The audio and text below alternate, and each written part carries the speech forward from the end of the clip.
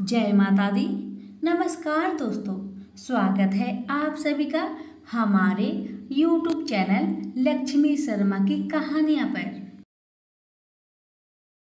ओम नमः भगवते वासुदेवाय नमः। प्यारे भक्तजनों, आज आप सभी सुनेंगे श्रीमद् भागवत गीता पाठ 5वां अध्याय महात्म्य सहित। अर्जुन बोले, हे श्री कृष्ण, आपने पहले कर्मों का त्याग करने को कहा, फिर कर्म की प्रशंसा करते हो। इन दोनों में से जो अधिक हितकर है वह एक बात निश्चय करके बतलाए। श्री कृष्ण जी बोले, हे अर्जुन, कर्मों को त्याग और कर्मों का कर्ता ये दोनों ही मोक्ष प्राप्त करा देने वाले हैं, परंतु इन दोनों में कर्म त्याग से कर्म योग हितकर है। जो किसी से द्वेष नहीं रखता और ना किसी से पदार्थ की इच्छा ही करता है वह नित्य सन्यासी है। सन्यास और योग को मूर्ख लोग ही अलग अलग समझते हैं। जो इन दोनों में से एक में भी अच्छी तरह स्थित हो जाता है उसको दोनों का फल प्राप्त होता है। ज्ञान योगियों को जो स्थान मिलता है वह स्थान कर्म योगियों को भी प्राप्त होता है। हे महाबाहो, कर्म योग के बिना सन्यास को प्राप्त होना दुष्कर है। कर्म करने वाले मुनि जनों को ब्रह्म प्राप्त होने में विलंब नहीं लगता। कर्म योग युक्त शुद्ध अंतकरण वाला मन तथा इंद्रियों को जीतने वाला संपूर्ण प्राणियों में अपनी आत्माओं को देखने वाला कर्म करता हुआ भी कर्म फल में लिप्त नहीं होता। योग युक्त तत्ववेता पुरुष देखते हैं, सुनते हैं, स्पर्श करते हैं, सूंघते हैं, खाते हैं, चलते हैं, श्वास लेते हैं, तो भी यह नहीं मानते हैं कि मैं कुछ भी नहीं करता। वे बोलते हैं, ग्रहण करते हैं, मोदते हैं, परंतु यही मानते हैं कि मैं कुछ भी नहीं करता। और यह मन में धारण करते हैं कि इंद्रियां भी अपने अपने विषय को बरतती है। प्राणी ब्रह्म में अर्पण कर संग को त्याग कर कर्म करता है।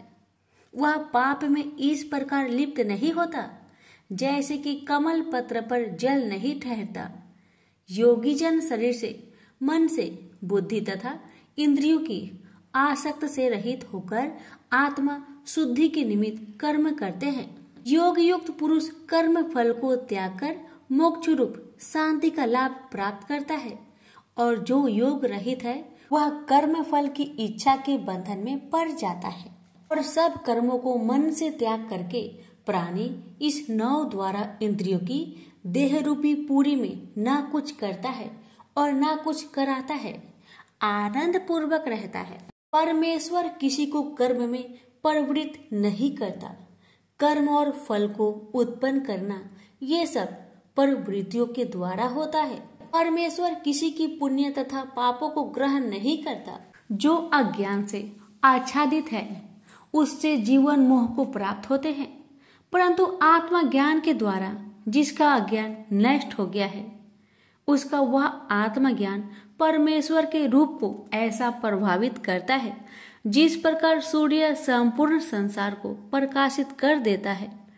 उसी परमात्मा में जिन मनुष्यों की बुद्धि स्थिर है और उसी में मन को लगाए रहते हैं, उसी में निष्ठा रखते हैं और जो सदा उसी के चिंतन में लगे रहते हैं, ज्ञान द्वारा जिसके सब पाप नष्ट हो गए हैं, वे इस संसार में पुनः जन्म नहीं लेते, क्योंकि ब्रह्म निर्दोष और सर्वत्र समान है।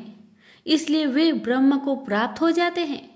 जो प्रिय पदार्थ को पाकर प्रसन्न और अप्रिय पदार्थ को पाकर खिन्न नहीं होते, ऐसे स्थिर बुद्धि वाले मोह रहित ब्रह्मवेता को ब्रह्म में स्थिर जानो, जो बाहरी पदार्थों में चित्त को आसक्त नहीं होने देता। वो ही आत्मा सुख का अनुभव करता है। इंद्रियों के स्पर्श से जो भोग किए जाते हैं वे वस्तुतः दुखदायी होते हैं। उनका आदि भी और अंत भी है। हे कौतन्य, ज्ञानी लोग ऐसे भोगों में रत नहीं होते। शरीर छूटने के पहले जो मनुष्य काम और क्रोध के वेग को सहन करने में समर्थ होता है वह योगी और सच्चा सुखी है।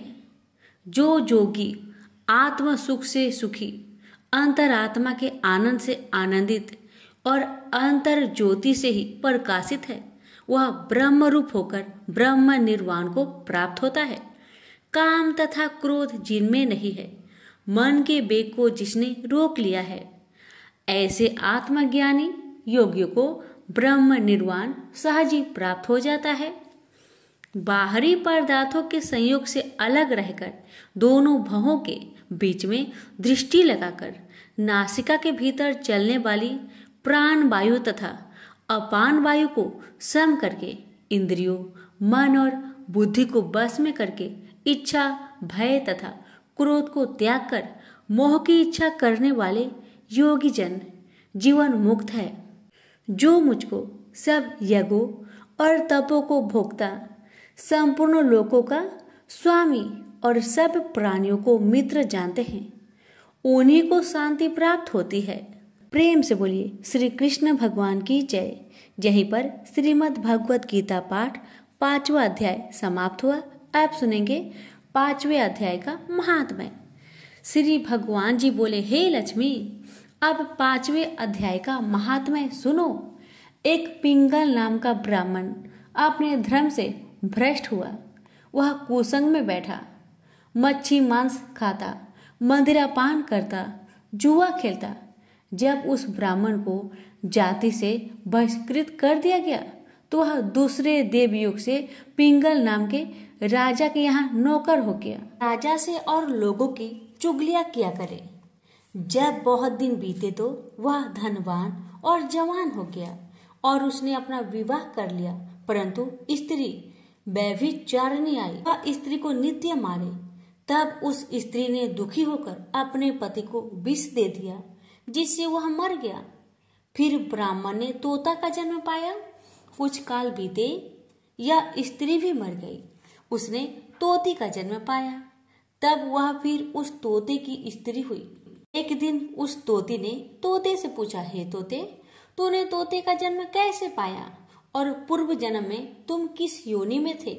सारा वृंतांत का हो। तब तोता बोला, हे तोती, मैं पिछले जन्म में ब्राह्मण था, अपने गुरु की आज्ञा नहीं मानता था। तब गुरुजी ने श्राप दिया कि जा, तू तोते का जन्म पाएगा। इस कारण मैंने तोते का जन्म पाया है। अब तू कह, किस कारण से तू तोती बनी है? तोती ने उत्तर दिया, मैं पूर्व जन्म में ब्राह्मणी थी। जब ब्याही आई तो मैंने पति की आज्ञा नहीं मानी। जब पति ने मुझे मारा तब मैंने एक दिन अपने पति को विष दे दिया और वह मर गया। जब मेरी देह छूटी तब मुझे नरक में डाल दिया गया। कई नरकों को भोगकर अब मैंने तोती का जन्म पाया है। यह सुनकर तोते ने कहा, तू बड़ी नीच है जो अपने पति को विष दे दिया। तोते ने कहा, नरक के दुख भी तो मैंने ही सहे। अब तो मैं तुझे अपना पति मानती हूँ। एक दिन वह तोती वन में बैठी थी। वहां गिद्ध आया। तोती को उस गिद्ध ने पहचान लिया और वह उस तोती को मारने दौड़ा।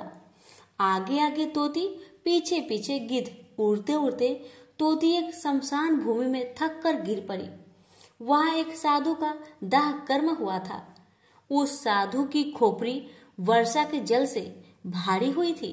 इतने में गिद्ध आकर उस तोती को मारने लगा। खोपड़ी की जल से उसकी देह भीग गई और दोनों आपस में लड़ते लड़ते मर गए तथा अधम देह छूटकर देवदेही पाई और विमान आए। उस विमान पर बैठकर दोनों बैकुंठ को गए। वह खोपड़ी एक साधु की थी जो गीता जी के 5वें अध्याय का पाठ करता था। प्रेम से बोलिए लक्ष्मी नारायण की जय।